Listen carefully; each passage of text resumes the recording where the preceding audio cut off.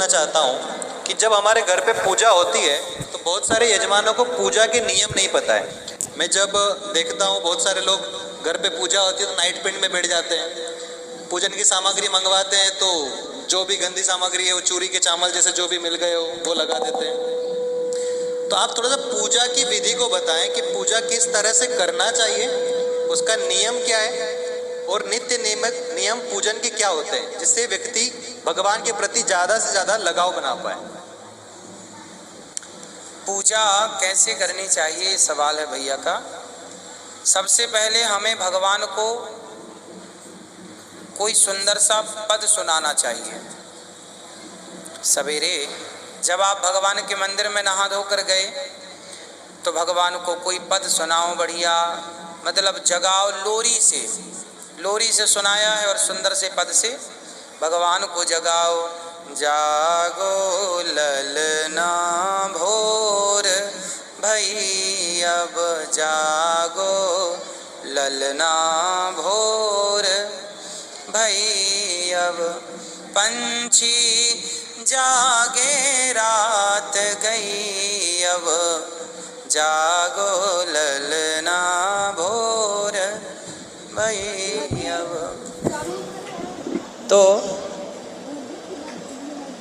दरबारी जागो ललना भोर, भगवान को जगाओ, हे प्रभु जागो। फिर भगवान जी को बढ़िया से चरण दबाओ। थोड़ी सी बच्चों को जब आप उठाते हैं ना तो थोड़ा हाथ पाँव में दबाते हैं, तो बच्चों भगवान के चरण दबाओ, फिर उठा करके बिठाओ, फिर जल लाओ। हमने कथा में कई बार बताया, थाली लो, थाली में चंदन के द्वारा अष्ट दल बनाओ, उसमें बीच में ओम लिखो, तुलसी इत्यादि से उसे अभिषेक करो जल से। फिर ठाकुर जी को बिठाओ, गोपाल जी को, और बिठाकर फिर बड़े प्रेम से भगवान जी का जल से, दूध से, दही से, जो आपके पास है उपलब्धता, उससे स्नान कराओ। स्नान करा के भगवान को सुंदर से वस्त्र से पोंछो, फिर उनको वस्त्र पहनाओ, श्रृंगार करो, फिर भोग लगाओ भगवान जी। जो आपकी श्रद्धा है, 56 भोग लगाओ या मिश्री का भोग लगाओ, भोग लगाओ। भोग लगाने के बाद ठाकुर जी की सेवा पूजा करने के बाद, आरती इत्यादि उतारने के बाद भगवान जी से प्रार्थना करना चाहिए। सब उनका जब श्रृंगार सेवा हो जाए तो हाथ जोड़ के प्रार्थना करनी चाहिए, हे नाथ हम जैसे हैं आपके हैं, हे प्रभु मैं आपको कभी भूलूं नहीं, हम जैसे भी हैं प्रभु हम आपके हैं। ऐसी प्रार्थना हम सबको करनी चाहिए। ऐसा पूजा का तो देखो, भगवान से प्रेम, आप माताएं रसोई बनाती हैं, मैं ये गुलाब जामुन, मैं ये हलवा, मैं ये रोटी, मैं ये साग भगवान के लिए बना रही हूँ। यदि इस भाव से हलवा पूड़ी भी बनाया जाए तो वो भी पूजा ही है, वो भी भक्ति ही है। जो चीज़ भगवान से जुड़ गई, जो समय भगवान से जुड़ गया, वो भक्ति के अंदर है, पूजा के अंदर। हम जैसे संकल्प लेते हैं तो संकल्प में मैंने हेमाद्री पढ़ी है, हेमाद्री करते हैं तो हेमाद्री का नियम बहुत सारे लोगों को पता नहीं है, पूजा का नियम पता नहीं है। तो पूजा का नियम तो आपने बहुत ही स्पष्ट रूप से और शुद्धता के रूप से बताया। संकल्प में हम बोलते हैं श्रुति स्मृति पुराणोक्त वेदोक्त पुण्य फल प्राप्ति अर्थम। जैसे ब्राह्मण आपके घर कथा करवाने आते हैं तो ऐश्वर्य अभिवृद्ध्यर्थम, अप्राप्त लक्ष्मी प्राप्त्यर्थम, प्राप्त लक्ष्मी चिरकाल संरक्षणार्थम, हम इतना सब कुछ दे करके आते हैं। तब अगर यजमान के मन में भक्ति का प्रादुर्भाव न हो तो क्या वो पूजा सफलदायक होती है, या फिर ब्राह्मण के कथा करके जाने के तुरंत बाद उन्हीं ब्राह्मण की निंदा करने से क्या वो पुण्य फल की प्राप्ति होती है?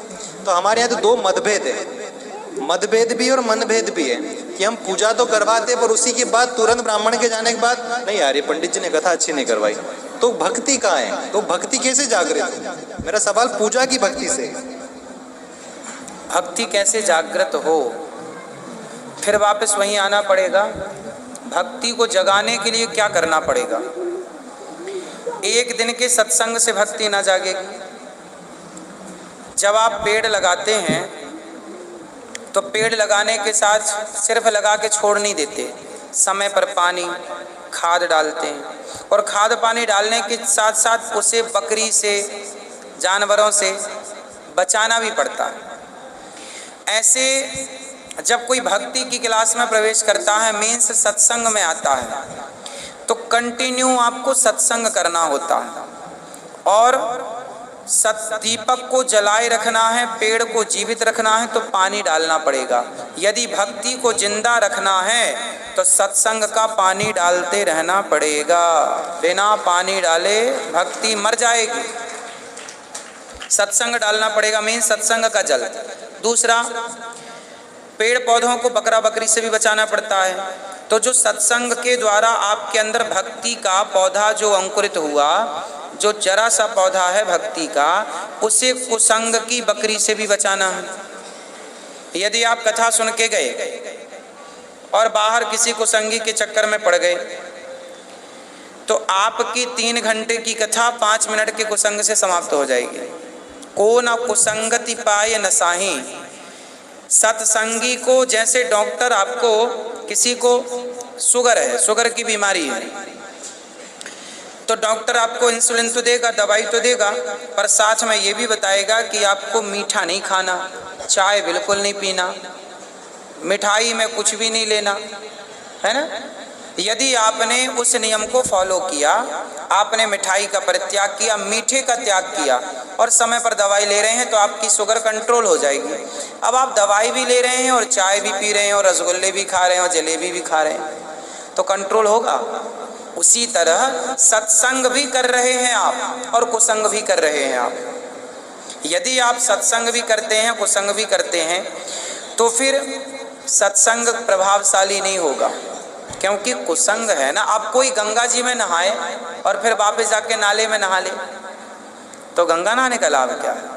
या तो नाले में नहाए हो तो अब गंगा में नहा के शुद्ध हो जाओ, फिर वापस मत जाओ नाले की तरफ। सत्संग किए हो तो कुसंग की तरफ मत जाओ। यदि गए आप तो सत्संग, अब देखो ना, कैकेयी माँ से बड़ी सत्संगी कौन होंगी? उनके तो दूध राम ने पिया है। कैकेयी माँ का दूध किसने पिया? भरत जी ने कौशल्या माँ का दूध ज़्यादा पिया है और राम जी ने माता कैकेयी का दूध ज़्यादा पिया। जिस परमात्मा को गोद में खिलाया, गले से लगाया, लोरी सुनाई, साथ में सुलाया, अपने हाथ से खिलाया, उन कैकेयी माँ को सत्संग की कमी थी क्या?